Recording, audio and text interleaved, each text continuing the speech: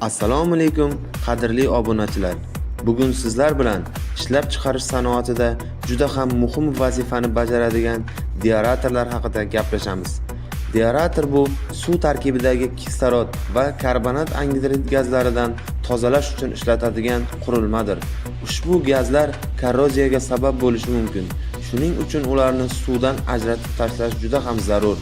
Deaerator korpusi asosan ikki asosiy qismdan iborat. Po'lat qobiqli deaeratsion bunker va aeratsion kolonnadan iboratdir.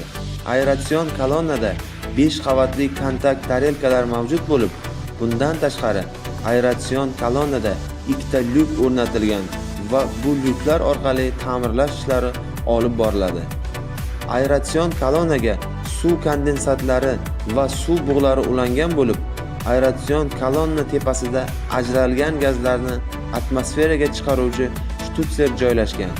Deaeratsion bunker pastki qismida deaeratsiyalangan suvni keyingi jarayonga uzatuvchi quvur ulangan. Bundan tashqari, deaeratsion bunker sathni o'lchovchi qurilma, ya'ni manometr ham o'rnatilgan. Deaeratorning ishlash prinsipi: aeratsion kolonnaga 80-85 gradus Selsiydagi kondensat suvlari kiradi, pastdan suv bug'lari yuboriladi.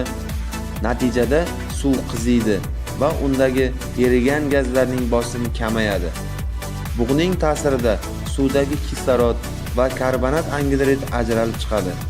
Suv esa to'liq deaeratsiyadan o'tgach maxsus idish, ya'ni deaeratsion bunkerga yig'iladi. Deaeratsiyalangan suv 102-104 gradus Selsiyda keyingi jarayonga uzatiladi. Deaeratorning to'g'ri ishlashi barcha qurilmalar va quvurlarning ishlash samaradorligini 3 barobargacha oshiradi. Ushbu video sizga yoqqan bo'lsa, like va obuna bo'lish tugmasini bosishni unutmang. Sizning ushbu harakatingiz bizning keyingi videolarimizni yanada sifatli bo'lishini ta'minlaydi. Xayr, salomat bo'ling.